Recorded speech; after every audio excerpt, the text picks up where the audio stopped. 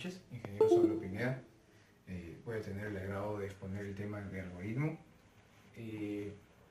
No sin antes hacer mención al gran logro obtenido por usted, que nos comentó hace unos días, a mis compañeros y a mí, en el cual usted nos dijo que Amazon le había hecho un ofrecimiento de trabajo. Es muy admirable de su persona, y no solo eso, sino por haber obtenido el logro del PDMA a nivel internacional. Siendo su alumno, me enorgullece mucho saber eso, que una persona como usted nos enseña a ser profesionales, ¿verdad? Sin más preámbulos, voy a pasar a explicar qué es un algoritmo. Un algoritmo es un conjunto ordenado de operaciones sistemáticas. Quiere decir que vamos a utilizar pasos, pero estos pasos no van a estar en desorden, estos pasos van a seguir una secuencia. Por eso el término sistemático, que nos permite hacer un cálculo y hallar la solución de un tipo de problemas. Es decir, podemos poner de ejemplos en algunos casos de cómo hacer un 1 más 1, y nosotros separamos lo que es unidades y todo lo que encontramos para hallar la respuesta final, que nos vendría a ser 2.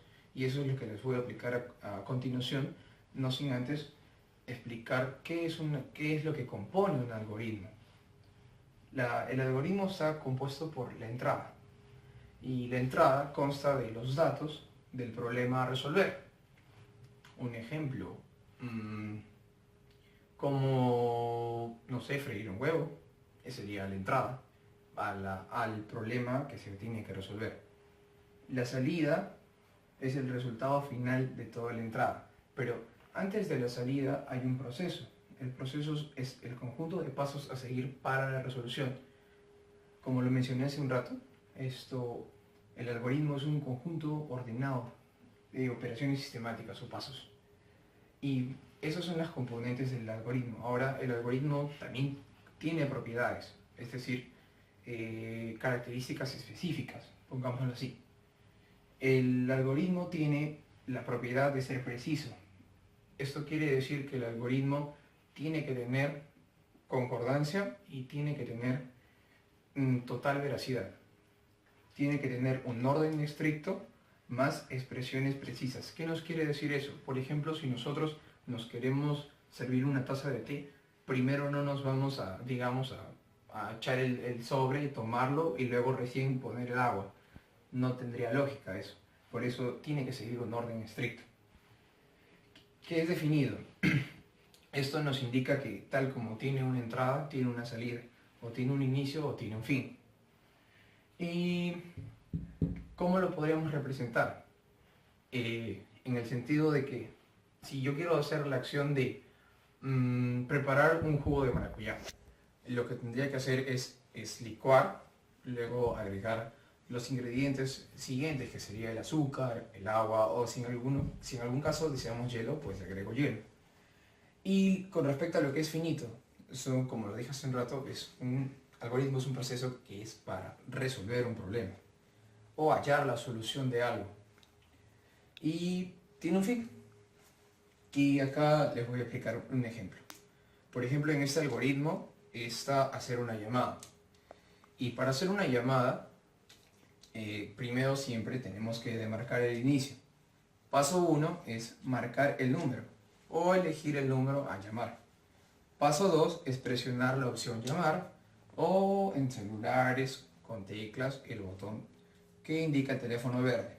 El siguiente paso luego de hacer la llamada es hablar con la persona o dejar el mensaje que nosotros queremos dar a entender al receptor.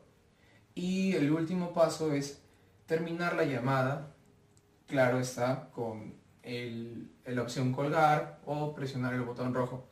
Y como les dije en un principio, el algoritmo siempre tiene que tener un fin. Bueno, como les expliqué hace un momento, para diseñar algoritmos hay que tener presentes los requisitos siguientes. Indicar el orden de realización de cada paso. Estar definido sin ambigüedad, es decir, no opciones que se den que se den la contraria de, pongámoslo así, y ser finito, que todo tenga un fin. Bueno, en el ejemplo número 2 se nos plantea lo siguiente: averiguar si un número es primo o no, suponiendo que razonamos de la siguiente forma. Del análisis del hecho de que un número n es primo, si solo puede dividirse por sí mismo y por la unidad, un método que nos puede dar la solución sería dividir sucesivamente el número por 2, 3, 4, etc. Y según el resultado podríamos resolver el problema. Un diseño del mismo sería: todos recordamos de la educación primaria o secundaria que se nos dijo que un número primo era todo aquel número que solo podría ser dividido por la unidad y por este mismo número. Ejemplo, el 2 es un número par, pero se le considera un primo porque solo puede ser dividido entre 1 y el mismo número, y así sucesivamente. Pongámoslo así, que los números primos solo tienen como máximo 2 divisores. Bueno, en el siguiente algoritmo, el punto número 1 vendría a ser el inicio. El punto número 2 es poner x es igual a 2, porque vamos a demostrar que todos aquellos números que son divisibles por 2 vendrían a ser números compuestos, es decir, que tienen más divisores y no son primos. Acá, poner x es igual a 2, x es igual a 2, x como variable que representa los posibles divisores de n. El paso 3 es dividir n por x, Ahora, el paso 4 es si el resultado es entero, entonces n es primo, y saltar al punto 9, y del punto 9 sería declarar que n no es primo. En el paréntesis se nos indica que en caso contrario continuar el proceso con el siguiente punto 5, incrementar x en una unidad, es decir, dividir entre el siguiente número para ver si este puede ser su divisor. En caso de que sea, ya no tendría solo la unidad y el mismo, sino otro, y vendría a ser primo. Por eso iríamos al paso 6, que es si x es menor que n, saltar al paso 3.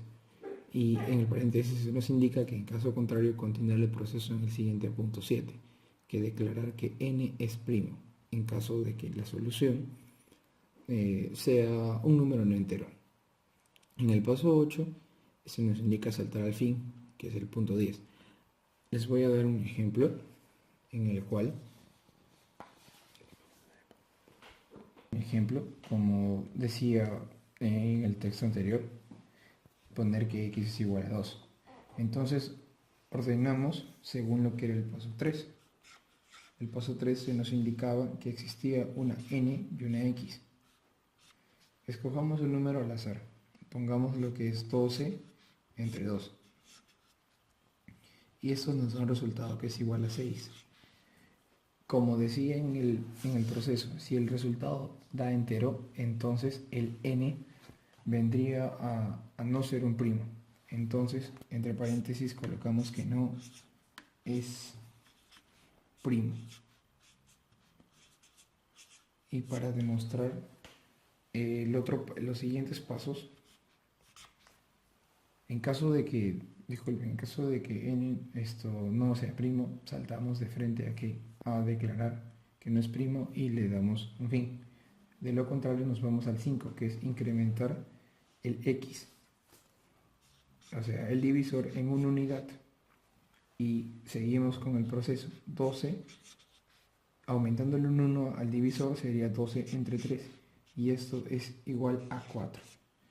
Esto nos indicaría que también no es primo.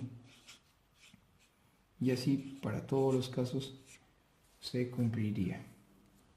Y nos vamos al paso 9, que es declarar que es primo,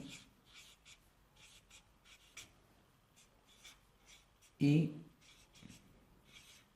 lo final, o por culminar, colocaríamos el paso 10 como se nos indica acá, que es el 10, que es el fin. Gracias.